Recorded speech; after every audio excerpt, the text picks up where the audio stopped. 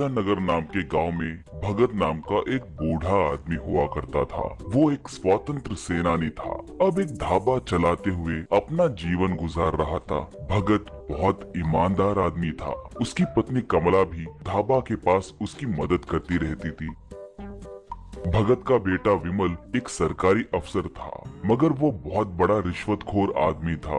पैसे नहीं दिए तो किसी भी फाइल पे दस्तखत नहीं करता था। पिता के उसूल पसंद नहीं आने के कारण वो अपने पत्नी और बच्चों के साथ दूसरे घर में रहने लगा। कभी कभार पोता पोती ढाबे को आए तो भगत और कमला उन्हें बहुत प्यार से गले मिलते और खेलते थे। उन्हें ले जाने के लिए विमल आता था। बेटे का व्यवहार पसंद नहीं आने के कारण भगत हमेशा बेटे को समझाने की कोशिश करता था। छी छी, तुम कैसे आदमी हो? मैं अपने देश के लिए अपने जान को दांव पे लगाकर लड़ा था। मुझ जैसे को तुम्हारे जैसा रिश्वतखोर बेटा पैदा होना मेरी बदकिस्मती है। सब मेरे फूटे कर्म है। कृपा करके ऐसे काम करना छोड़ दो बेटा, कहा तो विमल। क्या पिताजी, अब भी देश, ईमानदारी, उसूल कहकर बैठे तो काम नहीं होगा। मुझे पैसे चाहिए, उसके लिए मैं कुछ भी करूँगा। बस ए बच्चों, चलो घर चलते हैं। यूं कहता था। एक बार विमल पुलिस, एमएलए और कलेक्टर के साथ ढाबे के पास आया। विमल तब। पिताजी, ये ढाबा हाईवे के बगल में है। इसे गिराकर यहाँ शॉपिंग मॉल बनाना है कहकर मैं आपसे बहुत दिनों से पूछ रहा हूँ, फिर भी आप सुन नहीं रहे हो। दूसरों से भी ज्यादा पैसे दिलाऊंगा कहे तो भी आप मान नहीं रहे हो, कहा भगत। तभी नहीं, अब भी वही कह रहा हूँ। इस ढाबे को छोड़ने का सवाल ही नहीं पैदा होता। तुम्हारे हिस्से की जायदाद तुम्हें पहले ही बांट दिया ना। सिर्फ ये एक ढाबा ही मेरा और तुम्हारे माँ का सहारा है। इसके आड़े आए तो मैं चुप नहीं बैठूंगा, कहा कलेक्टर। भगत जी, आपके बारे में पता करके ही हम नकली दस्तावेज तैयार करवा कर लाए हैं। अब ये जगह आपके बेटे का है, कहा तो एमएलए। आपको ये जगह देना ही पड़ेगा।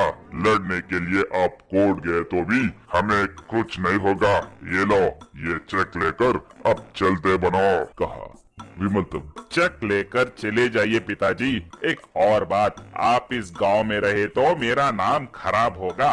इस वजह से आपको इस गांव में कहीं पर भी ढाबा रखने का मौका भी हम नहीं देंगे, कहा ऐसे तब। हाँ, अब आपको इस गांव के जमीन पर ढाबा खोलने का मौका नहीं देंगे। अगर कोई आपको अपनी जगह दिए तो उसके हड्डी फसली तोड़कर अंदर कर देंगे, कहकर धमकाया। भगत गुस्से से उस चक को लेकर उसे फाड़ कर बेटे के मुंह पे फेंक कर, रे, मुझे इस गांव से जुदा करना तुमसे ही नहीं किसी से भी ना होगा, कहकर कमला को लेकर वहां से चला गया। बाद में भगत गांव में कई लोगों से बहुत बार मिन्नतें किया तो भी सब पुलिस वालों से डर के उनके जगह को रेस्टोरेंट के लिए देने नहीं माने। इससे भगत अब कुछ कर नहीं पाया और जमीन पे मुश्किल होगा सोचकर पानी पे रेस्टोरेंट खोलना है कहकर संकल्प लेता है। ऐसे भगत मेहनत करके पानी पे एक रेस्टोरेंट बनाया।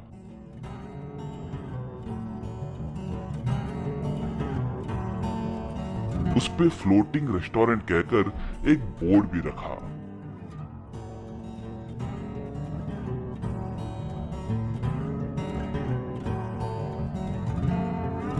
पानी के बीच में मौजूद उस रेस्टोरेंट को पहुंचने के लिए किनारे के पास छोटे छोटे नाव भी रखे। लोग उस नाव में फ्लोटिंग रेस्टोरेंट को आने लगे। आए लोग उस रेस्टोरेंट में बैठते तो भगत और कमला उन्हें खाना बनाकर परोसने लगे। बहुत कम समय में ही फ्लोटिंग रेस्टोरेंट बहुत मशहूर हुआ। टीवी और अखबारों में उसके बारे में खबरें आने लगे।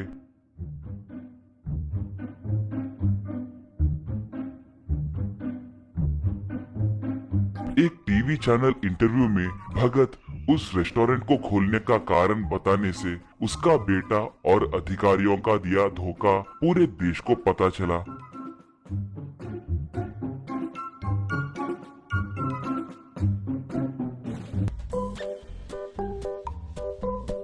ऐसे उन सबको जेल जाना पड़ा। भगत। हाय दोस्तों, कहानी कैसी है? आशा करता हूँ कि आपको पसंद आई होगी।